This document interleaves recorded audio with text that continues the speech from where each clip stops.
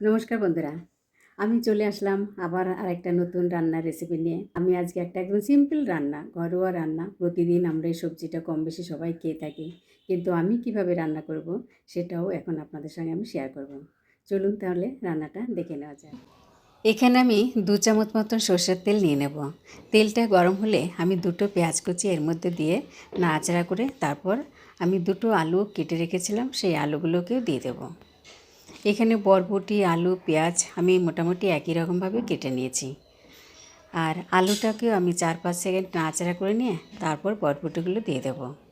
এখানে আমি 200 গ্রাম মতন বরবটি নিয়েছি। এবার বরবটিগুলো দিয়ে দিচ্ছি।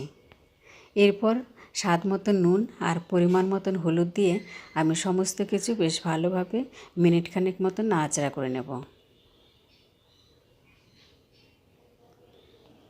তারপর 2-3 চামচ মতন জল দিয়ে দেবো। জলটা দিয়ে তারপর ঢাকা দিয়ে আমি 3-4 মিনিট রান্না করে নেব। আর গ্যাসের ফ্লেমটাকে আমি একদম কম করে দেব।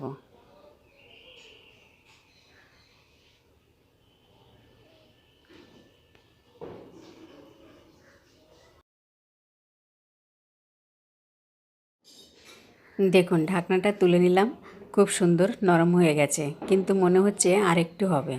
আবার একটু নাড়াচাড়া করে নিয়ে আমি আরও 2 মিনিট মতন ঢাকা দিয়ে রেখে দেব।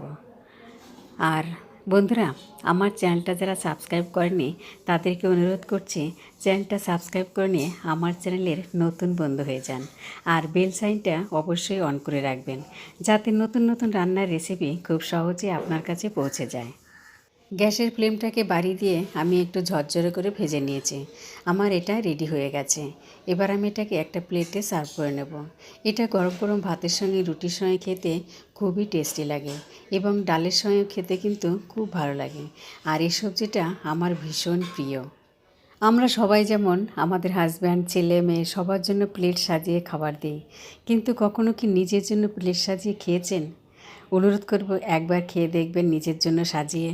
অন্যরকম একটা ভেতর থেকে একটা ফিলিংস, অন্যরকম একটা মজা লাগে, অন্যরকম একটা আনন্দ লাগে, খুব ভালো লাগে। আমার এই রান্নাটা কেমন লাগলো? যদি ভালো লেগে থাকে তাহলে চ্যানেলটাকে সাবস্ক্রাইব করে নেবেন আর লাইক করবেন।